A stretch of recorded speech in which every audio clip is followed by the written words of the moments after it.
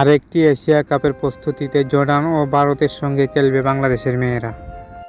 ঋতুপর্ণা আপিদারা আরেকটি Asia cup খেলে দেশে ফিরেছেন সপ্তাহখানেক আগে। আগামী পরশু শনিবার বাংলাদেশের মেয়েরা আরেকটি এশিয়া কাপ খেলতে থাইল্যান্ডের ব্যাংককে রওনা হবে। সিনিয়র এশিয়া কাপের মতোই অনূর্ধ্ব-20 এশিয়া কাপেও প্রথমবারের মতো বাংলাদেশ খেলবে।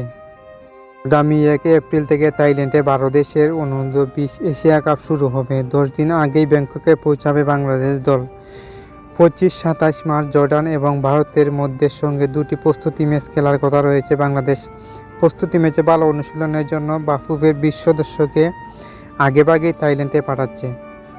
কোন গ্রুপে পড়েছে? জর্ডান বি গ্রুপে পড়েছে, ভারত সি গ্রুপে রয়েছে এবং টুর্নামেন্টের বাংলাদেশ স্বাগতিক থাইল্যান্ডের সঙ্গে এ গ্রুপে পড়ছে। এ গ্রুপে অন্য দুই দল হচ্ছে চীন ও ভিয়েতনাম। 3 গ্রুপের 3 চ্যাম্পিয়ন রানার্স আপের পাশাপাশি 3 গ্রুপের মধ্যে সেরা 2 ও তৃতীয় স্থান দল কোয়ার্টার ফাইনাল খেলবে। এএফসি অনূর্ধ্ব-20 টুর্নামেন্টের 4 সেমিফাইনাল খেলবে ফিফা অফ দ্য অনূর্ধ্ব-20 বিশ্বকাপ।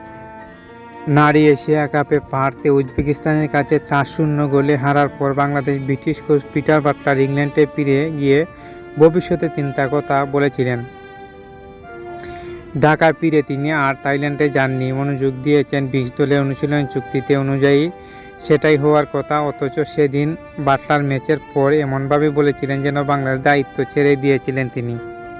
যাই হোক, শুভকামনা রইল বাংলাদেশ নারী অনূর্ধ্ব-20 দলকে যেন এবার একটা শিরোপা জিতে আসে থাইল্যান্ড থেকে। থাইল্যান্ডের সাথে অবশ্যই বাংলাদেশের একটু ভালো কন্ডিশন রয়েছে, কেননা থাইল্যান্ড আর বাংলাদেশের যে কন্ডিশন আবহাওয়া, এই কন্ডিশনে কিন্তু বাংলাদেশ করতে পারবে ভালো একটা ফলাফল আসতে পারে। আশা করি ভালো একটা ফলাফল নিয়ে আসবে বাংলাদেশ আপিদা ঋতুপর্ণারা।